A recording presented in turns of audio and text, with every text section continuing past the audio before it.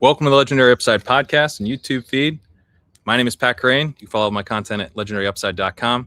Here with me today, in person, Eric Froton of Roto Worlds. And you're going to be at the Combine coming up, but you stopped by in person to talk through the NFL prospects for the upcoming draft. How's it going, man?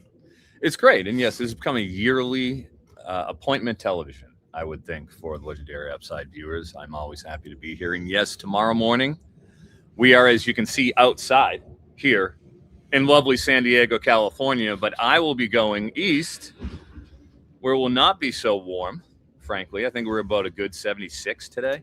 Yeah, it will not be 76 degrees in Indianapolis. We're supposed to get snow while I'm there. And then after Indianapolis, I'll be traveling back east to my hometown. You being a Brooklynite. Yep.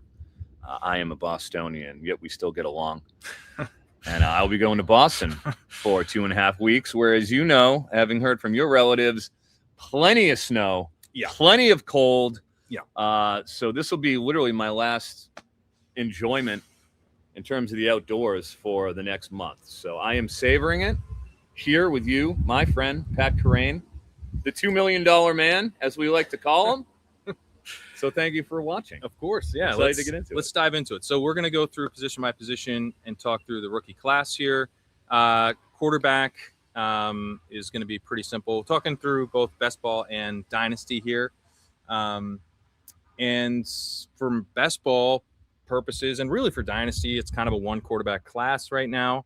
Probably the second most interesting quarterback from my perspective for fantasy would be Trinidad Chambliss, who's been suing to not be in the class.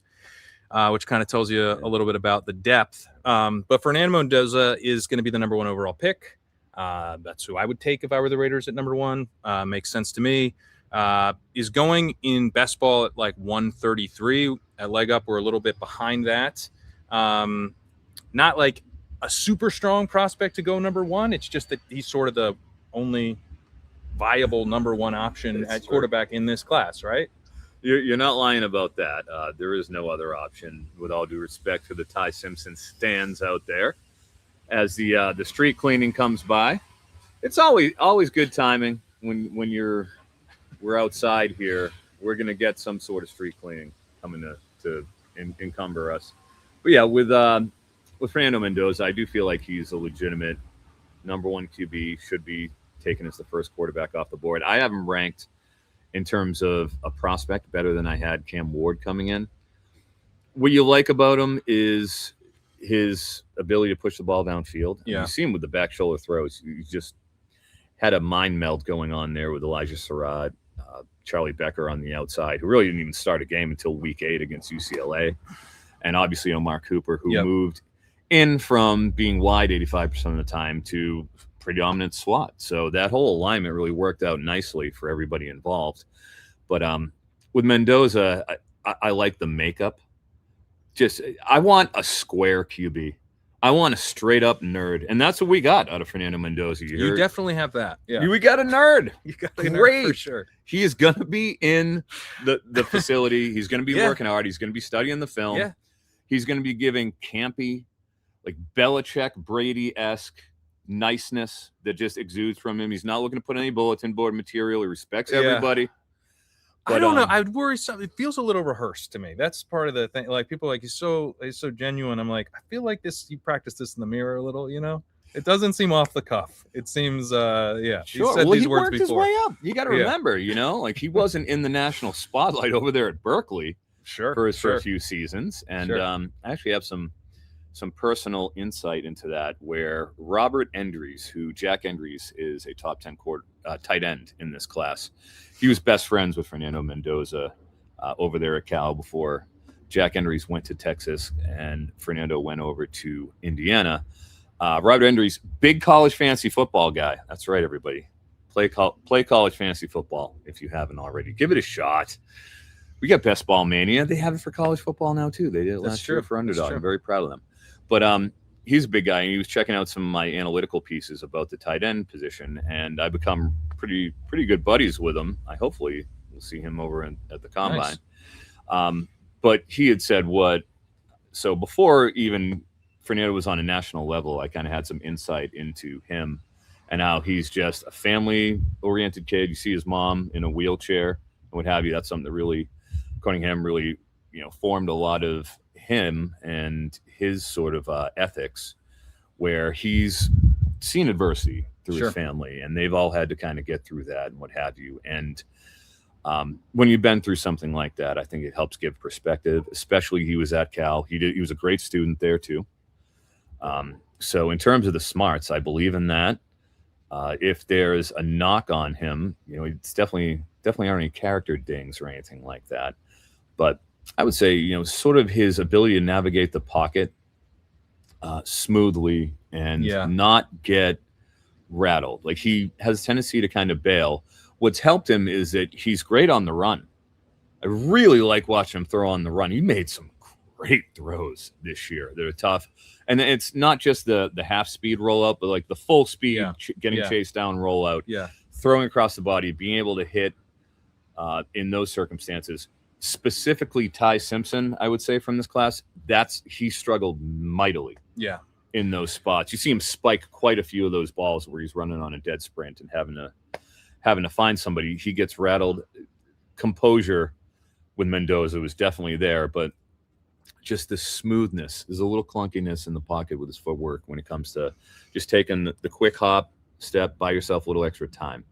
So that's really what I saw with Mendoza that I think could hang him up a little bit in the NFL, would be his ability to just calmly, coolly navigate the pocket. Does volume concern you with him at all? Because the thing that jumps out to me is, like, it seems like he strikes me as more of like a Darnold-y type guy than someone you just load up with, pocket passer volume. And, of course he gets Kubiak now, who just came with, from Darnold and was a low volume passing game. Very efficient, but low volume there. Is that kind of what you see from him in the NFL? Because that would kind of explain a somewhat bearish position that we have from best ball perspective. Is I don't know if they're going to be building the offense through his arm. It's like a little bit more of like big plays that he can create, and I think he can do that. But that, his overall drop back volume might be on the lower side. Yeah, especially for best ball purposes, where we're just looking for 1 year as opposed to dynasty. It's tough to invest. If I'm not mistaken, on the underdog side of things, I had checked it this morning, but he's in like the late QB 27, 26 type range right now. Yep. Ahead of Penix. Probably rather have Penix than him, even coming off the knee injury. But, getting to what we're talking about, Kubiak's smart enough to know you don't want to overload him. And who's he throwing to at Las Vegas? Bowers and new people, probably. Trey Tucker would be the number one wide receiver. A nice slot receiver, but the number one's obviously Bowers. You got Ashton Genty coming out of the backfield, but he doesn't have a true number one. He doesn't even have a true number two outside Z. I'd say Tucker's obviously an inside guy. So you're keeping it between the hashes with Bowers and Tucker. Like, all right, that's good to keep things right in front of you. But we're not going to kind of get to see him use the sideline like he did with Surratt and like he did with Charlie Becker downfield more so, where Charlie Becker had just the ability to contort and win in the late stage of the route in a way that I don't think anybody for Las Vegas is really going to be able to pull off. So those back shoulder throws and those really, really clean boundary throws that you see from him aren't going to be as relevant. And again, with the under pressure, I got to think that line isn't ideal right now. And Mendoza had a 51% completion rate under pressure last year. He was awesome. Yeah, the line's not good. No, that's with Indiana's Miller line. Was hurt last year, and him coming back will obviously be pretty huge, but it's still not good. In terms of like supporting Bowers, which is probably what we care about most for best ball, do you have any concerns about that? Not particularly, because he can serve as the safety valve outlet as well. And we also saw, it was worst case scenario last year for Bowers, unfortunately. It really was. An unsettled QB position. Even when Geno Smith, a savvy vet's in there, he was hurt some of the time, which obviously didn't help down the stretch. It was basically a wash season for him. So they will obviously want to get him involved a lot more often. Kubiak, you saw what he did with Kyle Pitts, right? Last year. No, with Jackson Smith. I'm sorry. with Jackson Smith and Jigba. I forgot. God, forgive me, I'm a college guy. But yeah, I would think that Bowers will be in good shape. Yeah. I mean, they're going to want to force feed him the best of their ability, and it's an easy throw when he's already in line. I would say he's probably more similar to JSN than to Kyle Pitts, really. It's like intermediate, targets is over the middle of the field, that kind of stuff. So I think he'll be in good shape as well. Is it like Ty Simpson, I guess, will probably, be starting at the end of the year for someone as a second or third round pick, maybe a late first round pick, maybe a mid first round pick if a team feels desperate enough. But do you have any interest in him, like maybe super flex stuff or anything like that? Like where are you at on him? With him, it's important to remember with Simpson. First, this is his first year starting. Former 5-star, caliber QB who didn't transfer out of Alabama when he lost the job to Jalen Milroe in 2024. Like that was kind of surprising, but he stuck it out, stayed with the Kalen DeBoer system. For the first half of the year, he was excellent, and then he got a little dinged up, and you saw his production really start to fall off in the second half of the year, culminating with his game against Indiana, where he was literally pulled in the Rose Bowl to give Austin Mack some looks because it was at the point of diminishing returns. Like, what are we going to get out of this here? Yeah. We're going to completely destroy this guy's confidence. He was not playing well. If he had come back to Alabama, would he have been the starter next year? Oh, definitely. He would have. Okay. I would think. Absolutely. Okay. Especially with having gone through the fire for a year. Okay. But like you said, you get second round potential, late first round draft capital, staring you in the face, and it's tough not to have a go at it. It's the right quarterback class to opt into. Yes, I think. Yes, I would think. Especially after Dante Moore drops. Yeah. All right, yeah. Wheels up. Let's go. Yeah. Let's go. But he did. The 17 turnover worthy plays this past year. Yeah. Kind of gets into. He makes things a little bit harder on himself than he has to. I feel like. In checking out his tape, there were times where he could have had an easier throw that he chose a tougher throw. Yeah. That ended up getting him into trouble. And similarly to Mendoza, who's just awesome in the pocket. But his pressure splits are even more pronounced. Yeah. 46% completion rate, 45 PFF grade under pressure, kind of goes through that. And he has a tendency, like I had mentioned, to when he's on that move, he doesn't throw the ball particularly well on the move. And you're going to get pressured in the NFL. Yeah. It's going to happen. And he's a pocket passer. He's not like very, very fantasy friendly as the profile goes. I mean, it's maybe. Yeah. Not going to run much. Yeah. It's not going to run much. Is there anyone else in the class? Because there was, Nussmeier was expected to be, one of the big guys in the class. Klubnik, I think, had a little preseason hype. Yeah, sure. There's like Carson Beck's been like a guy I've heard about for 6 years now. Yeah. So is there anyone else in the class that you have your eye on from maybe Superflex Dynasty purposes or anything like that? Or is this basically just Mendoza and that's about it?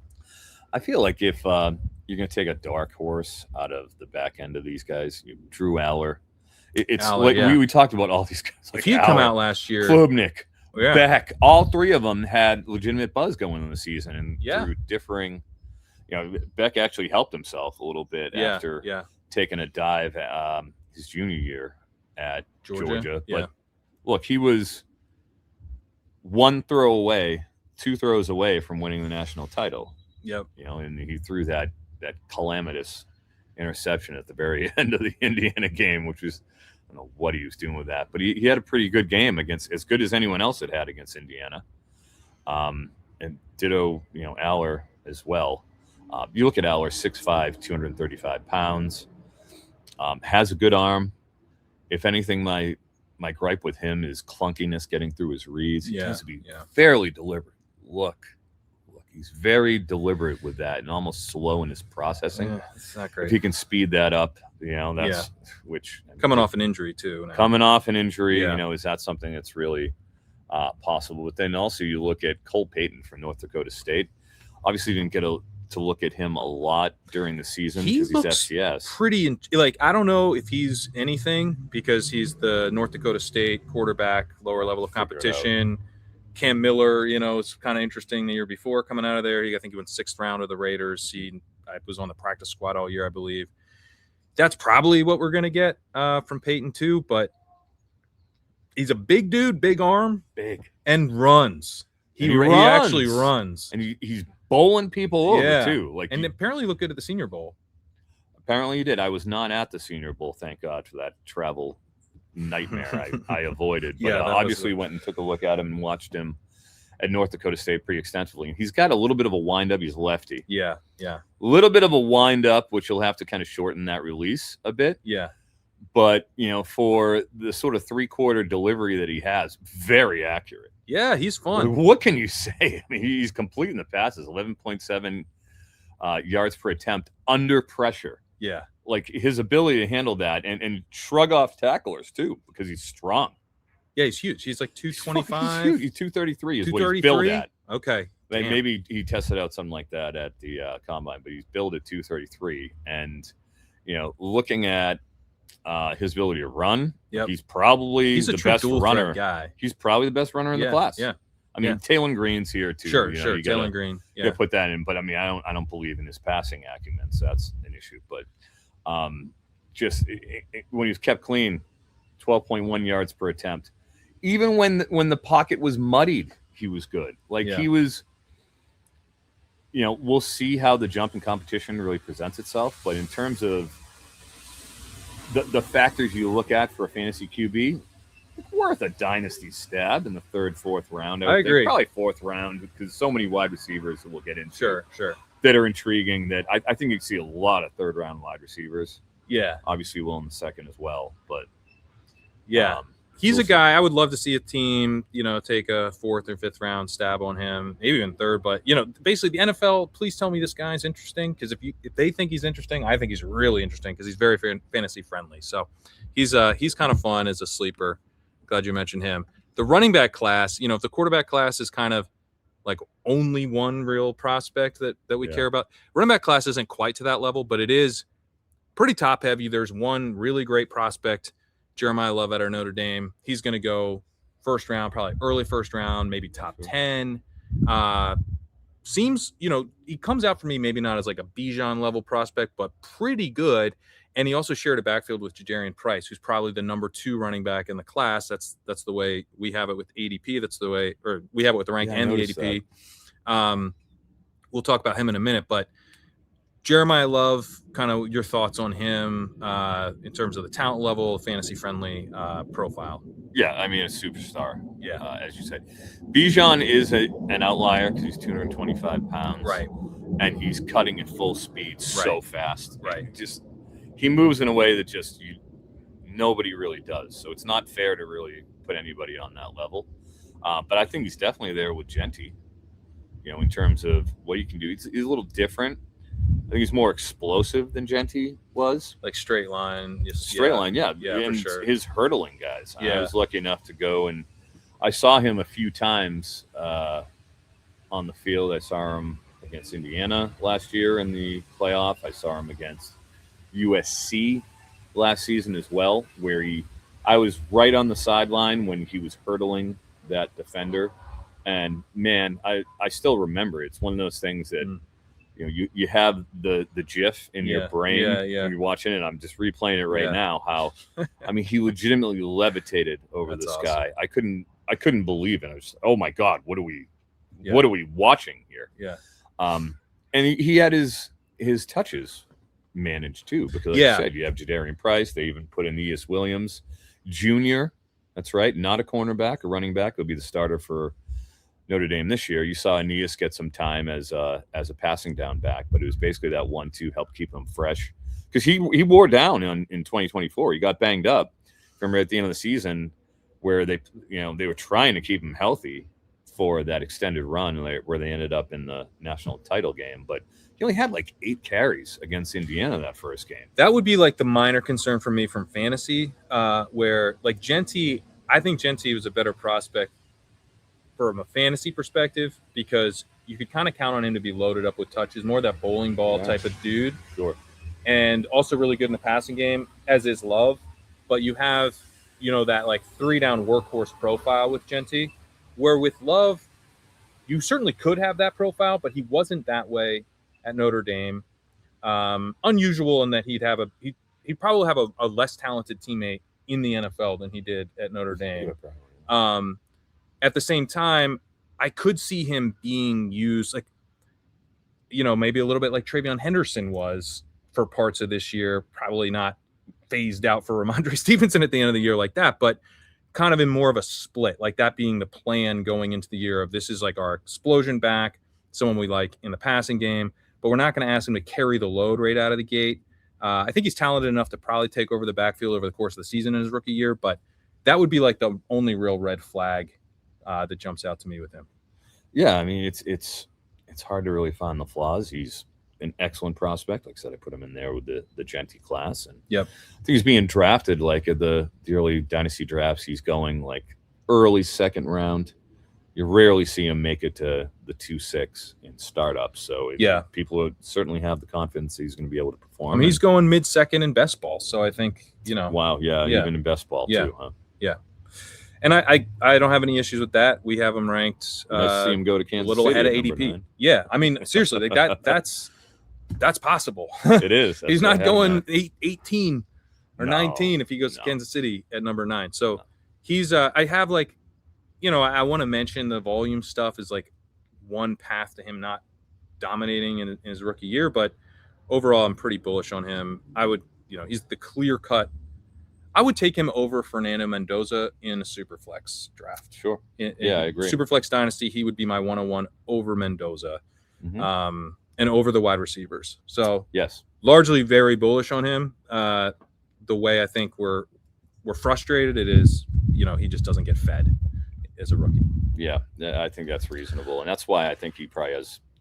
I would be willing to invest more in him in a dynasty format than I would. Yeah, that makes sense. The best ball. Price, is he your number 2 running back in the class? He's not. Who is? Jonah Coleman. Okay, tell me about Coleman. 5'8", 225, 228 is what he was listed at. I mean, what I like about him is his feet. You look at what he did. He bust on the scene at Arizona. Like, you forget, he averaged 5 yards after contact as a sophomore. This is 3 years ago. He did it, and that's what Jed Fish was at Arizona. Jed Fish goes, becomes the head coach of Washington, follows him right over there. He's a Jed Fish guy. They get him paid, they get him NIL, they take care of him, and he goes and has another 4.5 yards after contact in the Big Ten after transitioning from the Big 12. I mean, I just think the world of him. And not just that, catches the ball too. Yeah. 1.73 yards per route in 2025. And keep in mind, right, Jeremiah Love, 1.83. He was number 1. He's number 2 in the class behind him in terms of yards per route. But keep in mind, 2024, people are looking at his 2025, and they're saying, oh, we only had 750-something yards. He had the 15 touchdowns. He got hurt halfway through the year, and he was wearing a massive leg brace for pretty much the entire second half. I actually got to see him against UCLA and in the LA Bowl against Boise State. There was a total blowout. And I was surprised to see in those last couple of games, those are like 2 of the last games of the year for him, if not the 2 last games. He was still getting carries from Jed Fish, despite, you could see, I mean, it wasn't subtle, the big bulky knee brace he had on. He was still grinding it out and playing through it, but he was clearly impaired. He wasn't the same elusiveness that you saw in that, right? 2023, 153 elusiveness rating. 2024, 166 elu. And it's because of his feet. I've heard, different comps. For me, he's like a faster Ramondre. Ramondre tapped out like a 4.65. Yeah. In terms of 40. And he was older. Yeah. He was like 24 when he came out. 23 and a half, 24. Out of Transferred. Oklahoma. Yeah, he was, he took some time to get there. Like, out of the gate, you had but to also really good in the break out. passing game, Ramondre. Awesome in the passing game. Yeah, and that's what I love him being underrated coming out. Those feet, despite his size. And Ramondre, checking in at 240, the feet, he was so quick, so good at setting up his cut, squaring up to defenders, making them make a decision, and then boom, cutting it the other way. Like, I see all those traits with Jonah, but he's faster. He's not 4.5 on underdog. Yeah, you just took on the combine props. He's not 4.5 fast. Don't get me wrong with that. But like 5'8", those short legs. Oh, come on now. You're taking the over, not the under 4.5, over on your combine props. Just came out today, so that's hot off the presses. And I love, like I said, I've been on Jonah Coleman longer than anybody you're going to talk to in the dynasty space, I tell you, because they don't even watch college football until the season's over. No offense. That's the truth. Taken. But I've been on him for 3 years, and I will not forsake my Jonah Coleman, who has an 84th percentile run grade in all 4 of his seasons, even this year when he was banged up. So just keep in mind, hurt this year, not the same elusiveness, but you watch the first 5-6 games, and that was still the Jonah Coleman we got at 22-2, 24, 23-24. That is the Jonah Coleman. Watch that tape, and you'll see it. So with Jonah Coleman, we're looking at just have the consensus board pulled up on NFL Mock Draft Database. He's at 78 right now. Ramondre was a 4th-round pick and kind of came on down the stretch of his rookie year, but became more of a real fantasy play in year 2, year 3, et cetera. So do you, like with Coleman, the thing I would be concerned about compared to Price would be like Price seems like he's going to go in the 2nd round, and I forget who floated 1st round, but it was floated by one of the national guys. And I feel like when I look at his profile, he looks more similar to just like, I don't know, it reminds me of like Miles Sanders or something coming out where it's like he was backing up Saquon that, but then Sanders actually had the year after to kind of show what he could do. But Price is like this underused, explosive athlete, super fast. I mean, he's someone that's going to run faster than 4.5. I think he's in good shape, yeah. Yeah, and so you're looking at him as like maybe checking more of like the traditional NFL lead back boxes, and that will probably come with better draft capital, which then in turn comes with opportunity. What are your thoughts on Coleman in terms of like what his kind of the start to his NFL career will look like? Do you expect him to go 3rd round or later?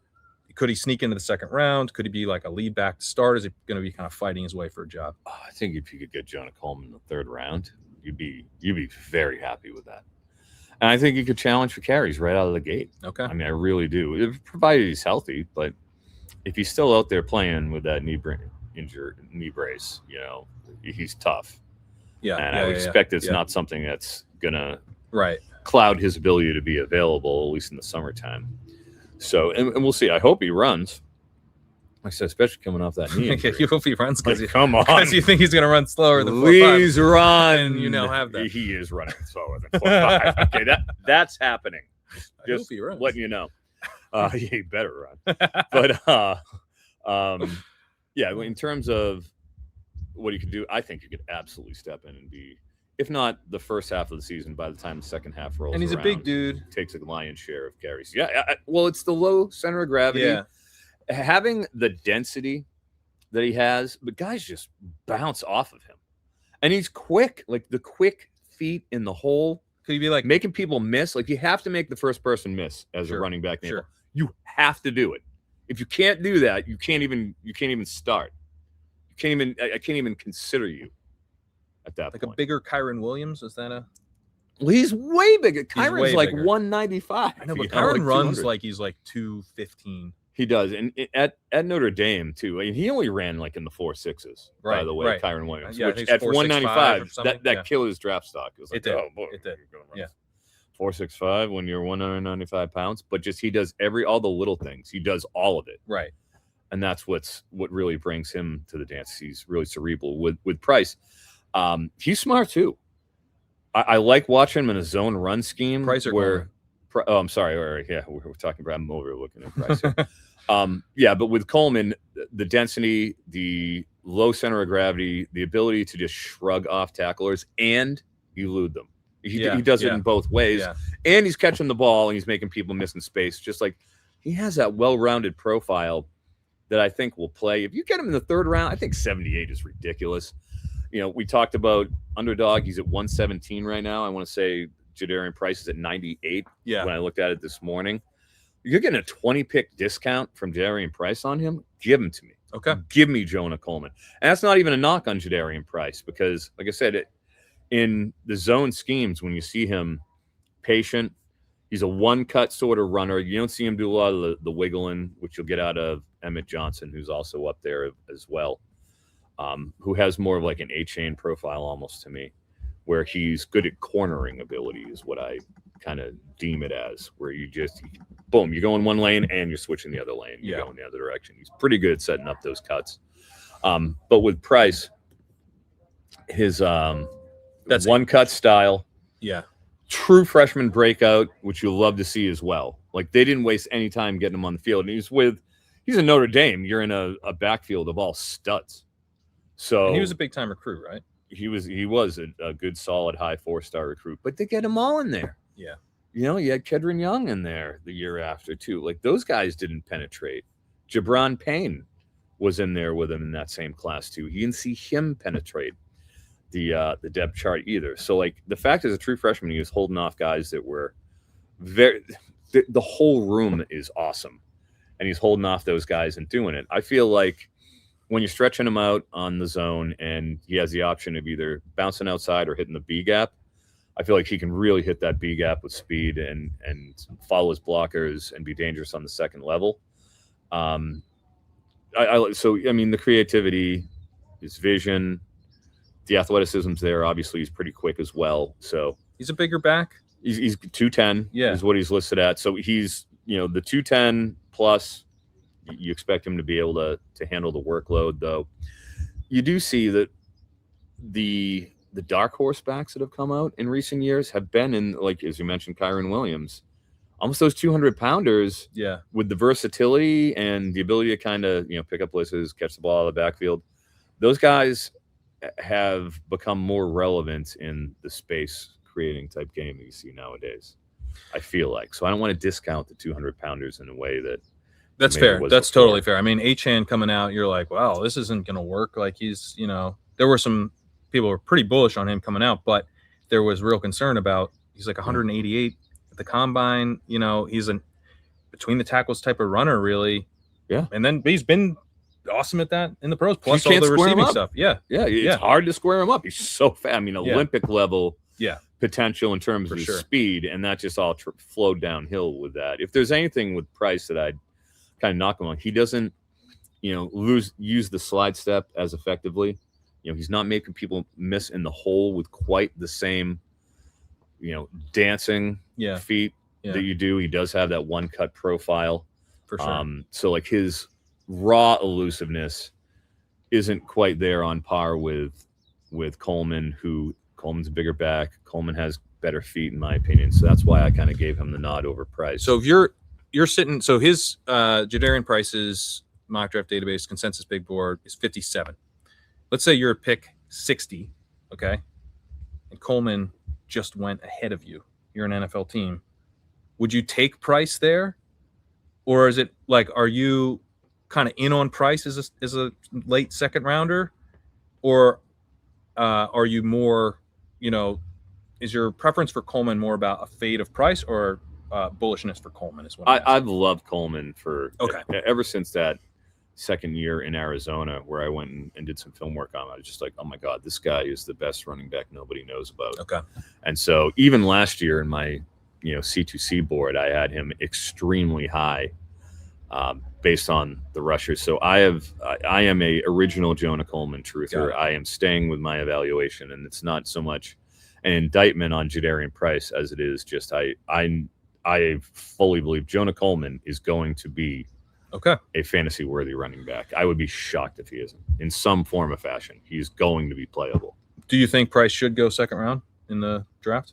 I think the late second round range is solid. As we said, it's not a great running back class. No, it's not. You know, but you know, if RJ Harvey can go in that range, you know, I think that Jadarian Price can be. RJ Harvey, who on this show last year, pre-draft, made sure to let you guys know to take your RJ Harvey. So the one I remember is Alec Iamaner. You were like, nah, man. No Iomanar. No. And at the time, he was in the second round conversation. Oh, God. He actually had a decent rookie year for being a day 3 guy, but respectably, not someone that really paid off. It wasn't a second round. You can't be taking he's going to be a second rounder. In that, avenue. So you can't do it. That was a good shout. So you mentioned Emmett Johnson, Mike Washington's got some, kind of early day 3 type of buzz, I guess. And then you've got Nick Singleton, Katron Allen, the 2 guys out of Penn State. Seth McGowan is kind of day 3. At one point, it looked like Roman Hemby might be somewhat interesting. He's fallen like a rock on the mock draft database stuff, so I don't know. Maybe he doesn't really matter. I'm not remotely interested in Roman Hemby. Okay. I think ESPN had him at like 100. Stop it. And Stop it. He's down. I think I had him at like 115. No lateral agility on Roman Hemby. Yeah, he looks very None. He's very straight line. When you're running behind a experienced 25, 26-year-old line for Indiana, like Woody Marks-ish. Which I like Woody Marks a lot more than I like Roman Hemby. I had Hemby pretty down there in my running back list, I'll be honest. I think I'm in high teens. Is there anyone else that does jump out to you then? In terms of at value, as we first off, there's guys I want to talk about. Mike Washington has to be discussed. Okay. I'm baffled at this. I'm baffled at the Mike Washington rocket strapping to his posterior at the Senior Bowl. It's like everybody went to the Senior Bowl and I looked at him and like, oh, this guy runs 20 miles an hour. It was right up there on the board. It says it. He's fast. And it's like, all right, yeah, he's 220 pounds. He's got the size speed combo. But like, got to remember, he was at Buffalo, right? He was behind Al J. Henderson at Buffalo. Didn't make it there 2 years, couldn't get it done. Had to transfer down to New Mexico State, where he was there with another back in this class. You know who he was there with in 2024? No. Seth McGowan. Oh, that's right. They were dueling banjos there at New Mexico State. I thought McGowan was better, right? So McGowan goes to Kentucky, Washington goes over to Arkansas. Keep in mind with Arkansas, one of the apex best running teams in the country. Sam Pittman, their former head coach, was a longtime offensive line guru. He got fired halfway through the season, and comes Bobby Petrino, who's a good schemer. He's not a good motorcycle rider. You don't want to get on his first stint with Arkansas, he took a co-ed for a ride on the back of his motorcycle when he was married, and got into some trouble. He had like the full wrestling heel WWE neck brace. Like you see Bobby Heenan back in the day when he got injured, wearing the neck brace. He had like a press conference with a neck brace and everything. Okay. Sorry for everybody getting off task there with Bobby Petrino. I'm glad to hear tales of woe. Was okay. But but with Washington, like that offense, that was one of the best. I think it had the number 1 in rushing success rate. Oh yeah, let's go. Here comes Murphy. Doggy time. What's up, Murph? Number 1 in rushing success rate as a team. And their blocking, I want to say their yards before contact was exceptional as well. So when I'm watching him, right, only 34 missed tackles in 167 attempts, wasn't particularly elusive. Good following his blocks, but man, you're watching him off tackle and he's running through massive holes, like some massive holes. And like he rarely, and we'll talk about it, we talked about it before, making the first guy miss is so important. Just rarely makes that first guy miss.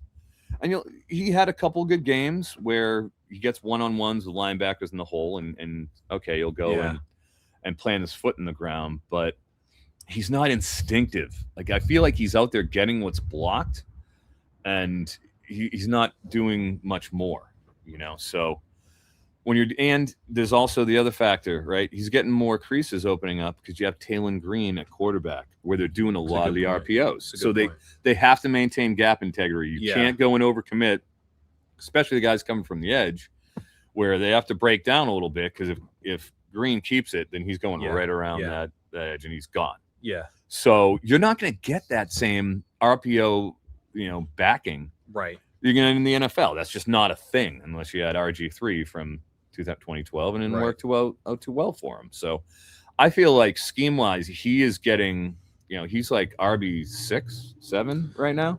Yeah, but it's thin, man. Yeah, I think RB7. Yeah, RB7 and ADP. That's a little bit overly bullish, for him in my estimation. We have him a little bit behind ADP, about 12 picks behind ADP. It's sort of like, hey, he's probably going to get drafted early 4th. The guys that do jump out to us, so we're ahead of ADP on Love, head of ADP on Price, head of ADP on Coleman, behind ADP on Emmett Johnson by about 10 picks. And then a little bit ahead of ADP on Kerrane, actually significantly ahead of ADP on both Kerrane and Singleton. Singleton suffered a broken foot at the Senior Bowl, which is he's not gonna work out now. I'd love to see him test. That's gonna hurt him. It's gonna hurt him, right? He will run well. Yeah, it's robs him of an opportunity to impress, right? So that's disappointing. Both guys are probably like early day 3 type of guys, but I could see for different reasons.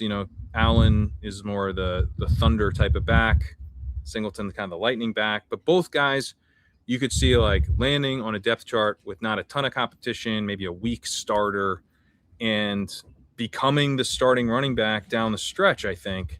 And you're getting both guys in best ball, even us being ahead. We have Kerrane Allen at 151, Singleton at 168, and that's like 2 rounds ahead of ADP on both guys. So they're very affordable, and strike me as pretty solid, kind of like second round type of dart throws in a thin class in dynasty drafts as well. Yeah, I feel like with Allen, absolutely I'm higher than consensus on him. I love his feet, patient, uses pace steps, waits for his blocks, isn't just hurrying right in the back of blockers like you saw from Trevion Henderson a little bit with that lack of experience, where you're just like, he's not processing as things are going through. He's like, I got to get there. I'm fast. I got to get through the line. Fast. He is fast. But there's a reason why he had like 4 snaps against Denver in that snow game. They're like, no, not today. Right. Trevion. We need Ramondre. Who his problems were fumbling early in the year, and he handled that pretty nicely. Fixed that up. Nice. Very dependable. He just with Kerrane, he took over the lead running back role in Penn State to, frankly, an extent that I wasn't ready for preseason. Because you figure you get a 50-50, but Singleton was the passing down back. Yeah, that's what he was doing. Like, you didn't see his ability to really read the blocks, sort of the same in Henderson in that way, whereas opposed to Kerrane Allen got better from the previous season. 3.8 yak, 57 missed tackles, and 210 attempts. Let's go. 27% missed tackle rate. I'm in. 40% breakaway rate when he was 27% in 2024. So you see that cresting. He got better and better, and he's in the 225 pound range. Both of them are. Yeah. But I just feel like he has much better feel for the flow and the nuance of the run game and just the patience. I just feel like he's better geared for those first two downs, but he didn't do anything in the pass game. It's still very much a question mark since they didn't really throw to him at all. It was all Singleton with that, and he was good in that role. But Singleton, just the instinctiveness, it really, really running in the back of his blockers. He's a great athlete. He would test his ass off. Yeah. But he's not going to have that opportunity because of the foot. That'll probably knock him down in round 4. I think you could see Allen slide into round 3 potentially. I think he could easily end up in kind of late round 3 or even mid round 3 because it's a thin class. So if you want to, and who knows with the free agency class, it's like potentially strong, but Breece Hall might not be available, might not be part of it. So there could be a team that misses out in free agency at running back and figures, let's go ahead and take Allen in the 3rd. And he is the type of guy that you could lean on as an early down type of runner. Definitely. Absolutely, you can lean on him, and he's got the brains for it too. Like you can see that he's smart. He picks his holes correctly. Like I said, pacing. I like his style. Let's talk wide receiver. There's some depth to the class here, which is nice. We have it's a pretty good wide receiver class. Not over the past few years we've had some awesome wide receiver classes. I don't think I would characterize it that way, but it's a pretty good wide receiver class because you've got these 3 guys at the top of the class: Carnell Tate, Mekhi Lemon, and Jordan Tyson. Those guys are all going in the 5th round in best ball. They're all in line, basically a couple picks after each other. Heading into the kind of my research for the class, I'd heard the most about Tyson and thought he was going to maybe be the number 1 receiver in the class. He's actually going 3rd of those 3 with Tate, then Lemon, then Tyson. From a a fantasy point of view, Lemon does have a very fantasy-friendly profile from like a reception point of view. Tate has some real upside, I think, is like a downfield play. Can also do work in the intermediate area. Not a huge yak guy, but definitely pretty interesting. I think, kind of a high upside, third-year breakout guy coming out of Ohio State. Obviously, a ton of competition for targets his entire career there. And then, Jordan Tyson has this extensive injury history, but has been really productive whenever he's been on the field. 4-year guy. Will all three of these guys are expected to go first round? Probably all of them off the board by like pick 20, maybe pick 15 even. A couple of them could go in the top 10. And so that kind of kicks off the class, and then there's depth to the class as well, which we'll get to. But what are your thoughts on the kind of the big three? Yeah, that's where I'm at. I got Tate and Lemon pretty darn close to each other, kind of depending on what you're looking at as a team. For competency with Tyson third. With Tate, just for his size, you see he's a solid route runner. Comes back to the ball aggressively on those hitches and curls. Doesn't just sort of wait for the ball to get into his hands. He moves with fluidity. You see double moves. You see more advanced stuff out of his route tree where he's good at. I mean, you don't see a lot of guys really baking off clean double moves and chain routes sort of a thing, and he's really good with it. Downfield, he adjusts the ball well while it's in the air. Is able to win at the catch point. Ramps down quick, sinks his hips, can cut. Incredible fluidity for size, catches outside his frame. I mean, it's just everything you want as a boundary X, with the exception of just not being 225 pounds like Jeremiah Smith and running, a 4.4. Right. Not everybody can be Jeremiah Smith. He's pretty much the best we've seen since Julio Jones, in my opinion. And so playing opposite of him, you're not going to have the gaudy yards per route totals. They're going to spread the ball around a little bit. As discussed. And they had Igbuka last year. They had Igbuka last wide year, receiver 3. I made a mint off his overs last year because of Igbuka and Jeremiah Smith there. Like they just sort of poop. All right, well, he's the wide receiver 3. Like he's getting his 5-6 balls a game. He's gonna get them. Like they're gonna spread that around, and put him in the low 30s was just a license to print money. So definitely feel great about Tate. As far as Makai Lemon, we are here outside Southern California. I've seen Makai Lemon play in person more than any human being that is opining about the draft anywhere. Nobody, because I went to, I'd say, probably a dozen USC games over the past 2 years. I've seen a ton of Makai Lemon and personal friends with Jacoby Lane. Jacoby Lane, I have numerous pictures of Jacoby Lane flashing up, giving props to college fantasy football too. Nice. Jacoby Lane, supporter of college fantasy football.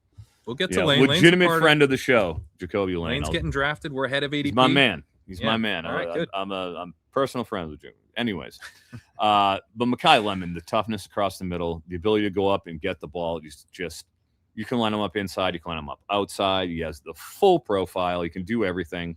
Has the jets to beat you down the seam. If you want to go and line him up on the outside and play press man, he's smart enough and savvy enough to win off the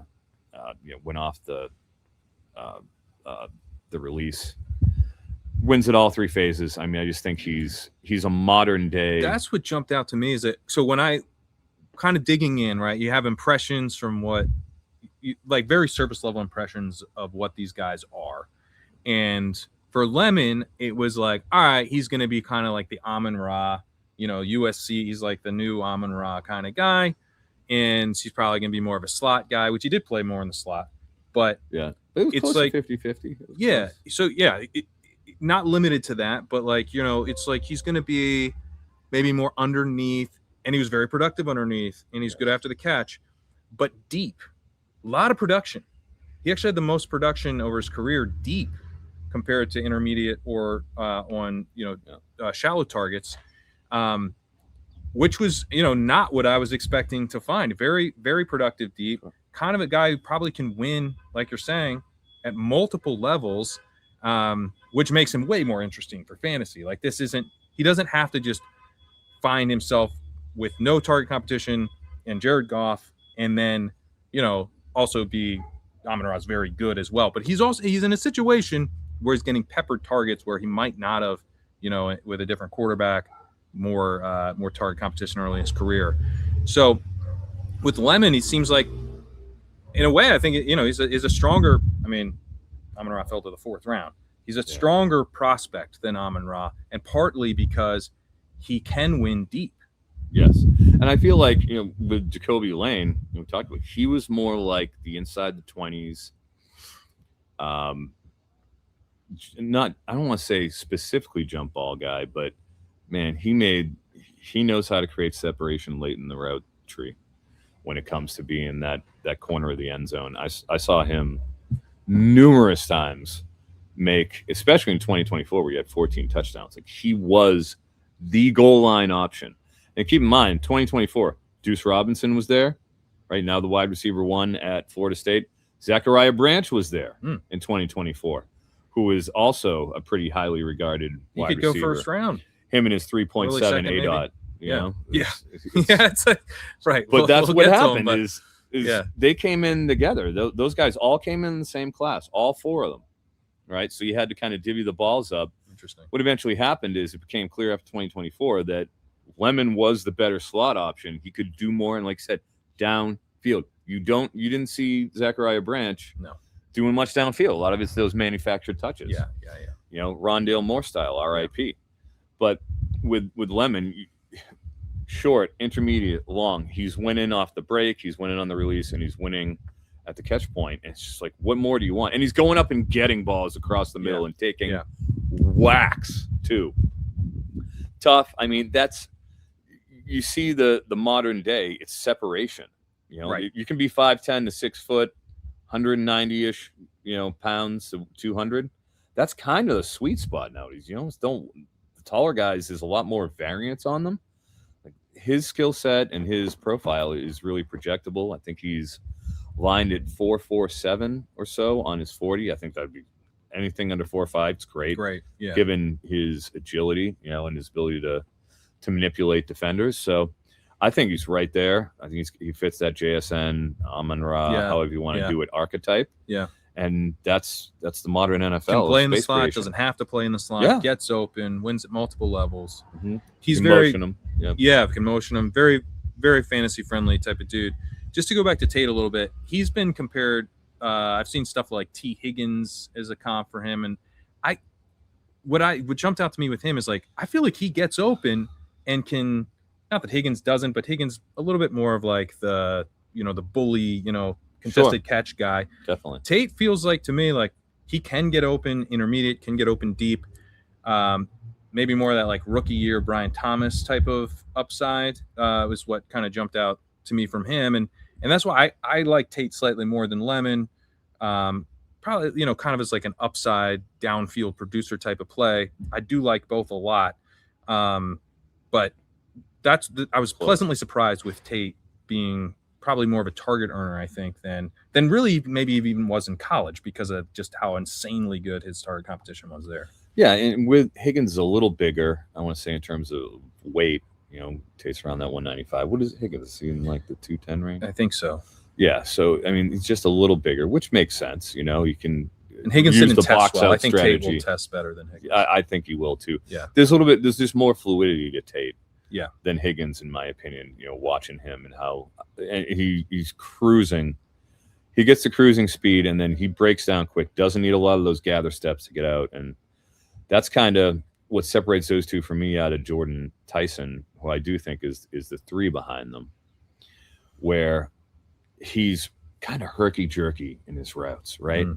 Like a lot was made in the playoffs where you heard Tom Brady talking about shoulder playing, how you don't see popping up, going down. Like, that's what I see. JSN not tipping anything. Yeah. I see a lot of that from Jordan Tyson because he's in the Big 12.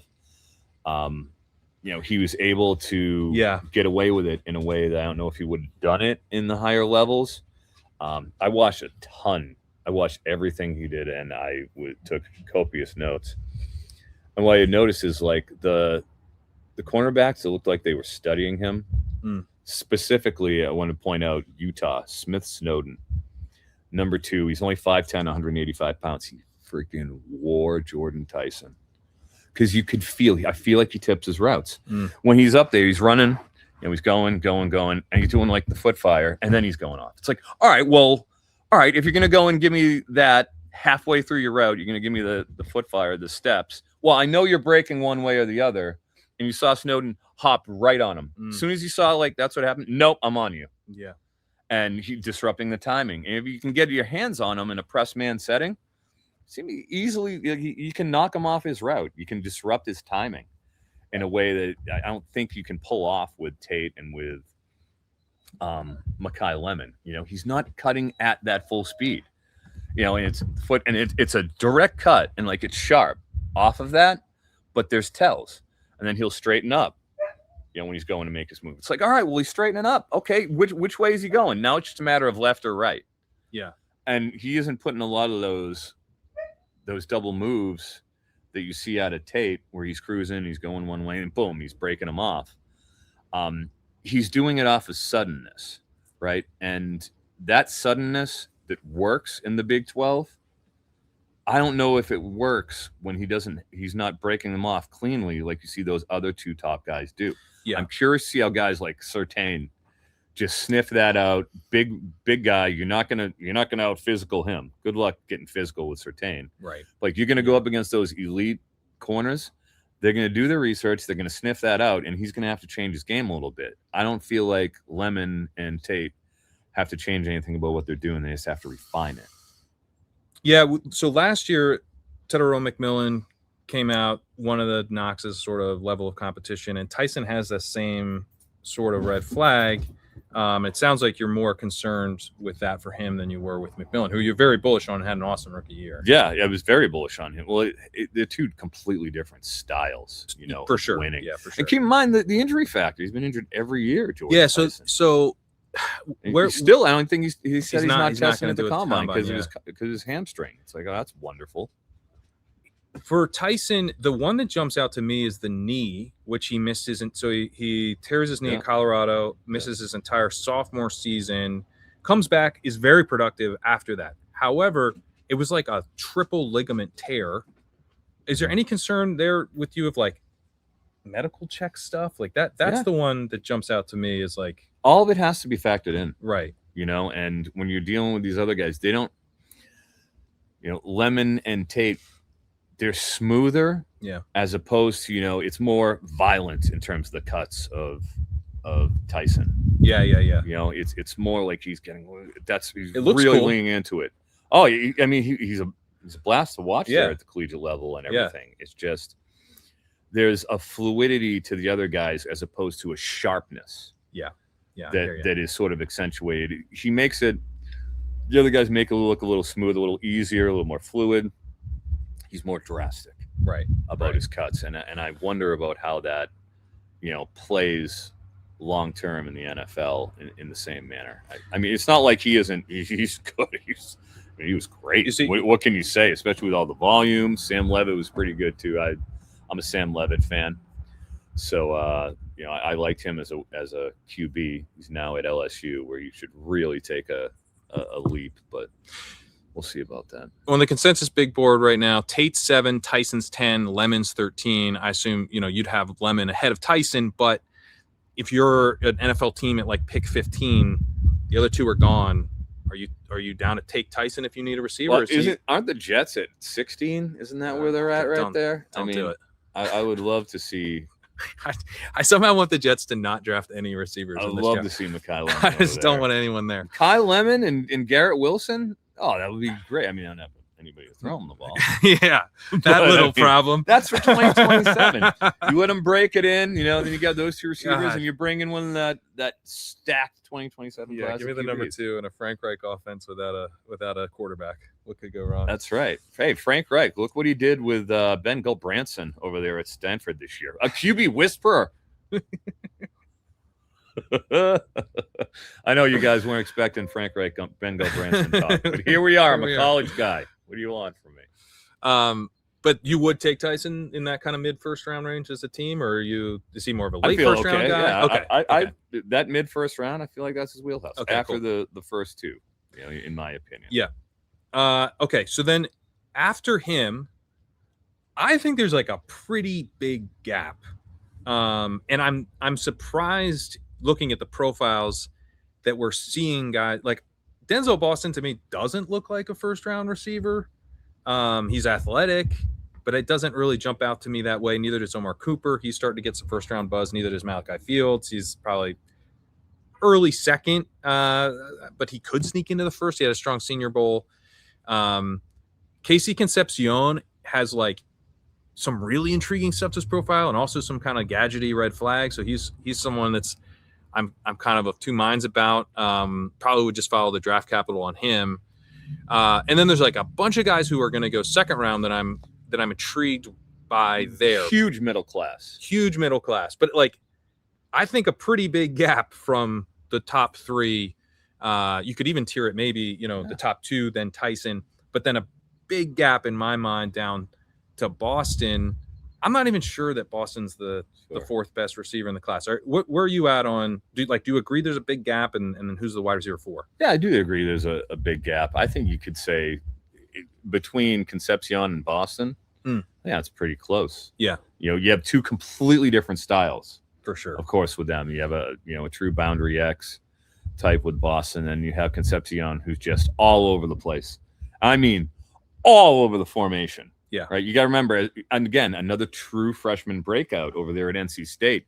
He got 42 carries or something like that. He was just like the offense. As a freshman. Yeah. They did everything through him. He was the whole entire offense. And it's cool to see him then transfer and then be productive again. Like, because with some of these guys, it's like, yeah, okay, you were the offense, but were you just the best of bad options? And he's been productive with two different programs now. Well, yeah, and the thing was, he wasn't so productive in 2024 because they were breaking in they had a veteran in Grayson McCall who had transferred over from CCU and had a pretty good career at Coastal Carolina because their scheming and their pre-snap movement, like they were so good at disguising what their intentions. So he comes over to NC State and he was not ready for the prime time.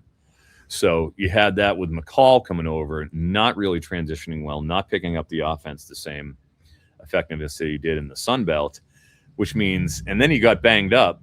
So they had to bring in CJ Bailey as a true freshman at quarterback. And he's drinking from the fire hose, trying to figure everything out. So like it really suppressed his numbers in 2024 to where he took a step back and was like, all right, well, what are we getting out of Concepcion here?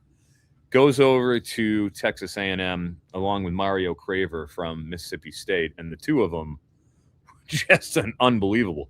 And as somebody who has watched a good amount of Texas A&M, I was not particularly impressed with Marcel Reed's ball locations. So like they had to make Concepcion had to make some adjustments on some of those balls. Marcel Reed is a true dual threat type, not this pocket passer Mendoza putting it right on the button. Here it is right out in front of him. It was not the case, which is why the contested catch marks for Concepcion, 67% in 2025 with balls that are off target that he's reaching back for and stuff. Really impressive. Appreciate it. And he was playing 65% of the time on the outside. Yeah, that's cool to see. Like you see it, he's getting legitimate carries over at NC State. He's winning on the outside. Yeah. He's winning at contested catch situations, and he's dynamic in the return game and with the ball in his hands. As stated, those are the guys. They seem to translate well to this NFL, whereas there's more variance on the taller guys like Boston, who is smooth, who is good and out of his breaks. I like Boston. He's solid, but if he goes out there and he's running, I think he's being lined at 4.52 right now. They're on Underdog. 4.55 for Boston is just pedestrian. Mm-hmm. But he's big, but you're not really dazzled by that. I don't think agreed. I don't think he's a 4.4 because the guy. athleticism is sort of a big part of the draw, size, athleticism. So if he's in 4.55 range, it's like, yeah. Are you going to be able to stack? Yeah. At the next level, and if he isn't able to stack, how is he going to win on the outside with the same efficiency? So I do think there's a legitimate question about that, I could absolutely see Concepcion being put above Boston. I would have no problem with that. People have joked about him going to the Bills, Boston, and it's just Coleman again. Oh, right. Coleman. Keon Coleman once again. Coleman it. Like, oh, great. Contested catch rate. Yeah, okay. That's my concern. Run the gauntlet drill. Let's watch you run the gauntlet really fast. Right. Yeah, Concepcion is interesting. I do think I like that it's not Kevin, it's KC. I think KC, much stronger receiver name. That's KC, bullish. KC Concepcion. Flair. Yeah, got a little flair to it. Yeah. And then he's got some like gadgety concerns. You talk about like the stylistic thing, kind of him fitting the NFL a little bit better. In some ways I agree. In some ways I'm like, is he going to be kind of this like jack of all trades type, master of none, but I could see him being like a Jaden Reed or, like he's probably going to be like a little bit gadgety, but not, my hope is that not overly so, where he can still do like the traditional stuff you need. And then they mix him in a little bit on some stuff where it's not like, not like Savion Williams or something where it's just straight gadget. Yeah, absolutely. And with his 7.2 yak, love to see that. Love to see guys over the 7 with the yards after catch, and the fact that he's averaging 15 yards a catch, so he's making his presence felt. Yeah, so I think that's in play. Yeah, and he started for some reason undrafted. Really? He didn't have an ADP right out of the gate. That's right out of the gate. Deal. Yeah, so he was like a huge priority in those early underdog drafts, and he's up to 126 now. We're a little ahead of ADP. Whoa. We're behind ADP on Boston. Basically, so we have Boston 117, Concepcion 118. Got those guys back to back. Okay. Boston does seem more locked in for first round capital, which I like. He does, but Concepcion, I like the profile more. The next guy in our rankings is Elijah Surratt and then Omar Cooper. So those two Indiana receivers are the next guys that we have. Where are you at on them? Surratt, I'm lower than most people. Okay. I'm lower on him. And I mean, it's because I feel like product of a system, he worked his way up. I love the fact that he started out at St. Francis University in Pennsylvania. Mm-hmm. Goes to James Madison, follows Cignetti there, follows Cignetti to Indiana. It's basically just like Cignetti's muse. Right. He just brings him over there. But right. I look at his feet. I wonder about the speed. He seems a little bit sluggish out of his break at times. Kind of basic in terms of his route running. Like his hands are dependable, but there wasn't a lot of nuance to it. And he kind of didn't have to. I'd see him where he doesn't sell his routes properly. You see those getting jumped by even cornerbacks that weren't particularly good. One particular game against Kennesaw State that I had watched, I remember being like, geez, there are guys getting on him that he should just be killing them. And then even later on as the playoffs went, like he was good around the goal line, off his releases, but winning downfield, that became Charlie Becker's job. Okay. Towards the second half of the season, once they realized like, oh my God, we can just fucking throw it to Becker on the boundary and he just gets it. Just put it up there and he's getting it. So like you watch how dynamic Becker was on the boundary, downfield, he looked incredible. And you see Omar Cooper, obviously, where like he's winning in a lot of different ways. I just didn't feel like you could see Surratt winning, and just the overall speed. I don't know if he's got the speed, the body control, just the overall athleticism to be a wide receiver 1. I think you're looking at a wide receiver 2-3 in an NFL offense, which is not something I'd really prioritize as a first-year player in a best ball format. I don't think I have him like 14 as a wide receiver. I'm not particularly high. Oh yeah, I'm not high on Surratt at all. I think that's way too high. What is he showing at right now on Underdog? Like 7th to 8th? Yeah, because that's a product of Indiana, in my opinion. He's got a little bit of buzz. His draft capital's been kind of solidly second round. He's at 59 now. But yeah, I mean, if he were to fall to the 3rd, that would certainly hurt his outlook. I think he is. It seems pretty. He's some good wideouts in that class. I could see him falling in the 3rd round. That might be a bit of a bold take. Cooper has been going the other way, where he's been first round strapping the rocket Jeremiah's last Daniel Jeremiah's last mock. I think. Yeah. Or no, his rankings. It was his rankings, like 19th, 19th in his overall. Like, wow. Yeah, that's a bit high for me. It does seem but high. I don't mind Cooper. Like I get it. I think he's definitely in that solidly in that middle pack, as we talked about. And as we said, he went from lining up mostly outside in 2024 to be like almost exclusively in the slot this year. So it kind of clouds his profile just a little bit for me, since he didn't win with the same, fervor that he did from the slot. Had some memorable moments, obviously, and he's tough. When he makes a move and you're in a trailing position, it's tough to catch up to him. Like, he does a good job maintaining that distance and that separation, which is things that I like about him. But I think it might be, that's kind of high, in my opinion, for Omar Cooper. I think there's a little bit of projection, but 27 missed tackles forced. It's when he gets that in the short area and they're giving the extended handoffs, he's dynamic, in a manner that you look at Concepcion Cooper, like, he wins that way. Yeah. So the fact that he can win, the fact that he had lined up outside in the previous seasons, show that he can, if needed to. So I'm okay with that. I have a couple guys ahead of him in that second tier. One of whom that I'm clearly higher on. I had looked on the best ball. I want to say he was in like the 212 range or so. Best ball. I love Chris Bell. Okay. He's coming off an ACL, which I think that'll suppress him for best ball purposes. But I'm looking at a dynasty format. Man, 220 pounds. When did he tear the ACL? Late in the season, like late October, season. early November, sort of thing. Okay. So he got most of his 2025 season in, and obviously 2024. But man, he's got Miller Moss throwing him the ball, who not a big arm, Miller Moss. I got to see him a lot at USC, and just the interceptions, leaving the ball short on the boundaries, where it just floats in a wide receiver's hands. He had to deal with his lack of accuracy, even in a Brahms system at Louisville, because the Brahms are just geniuses with QBs.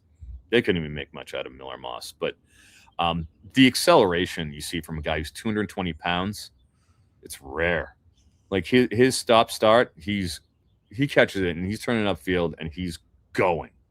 And he's he's physical in a manner that Denzel Boston, I'd like to see more physicality out of him.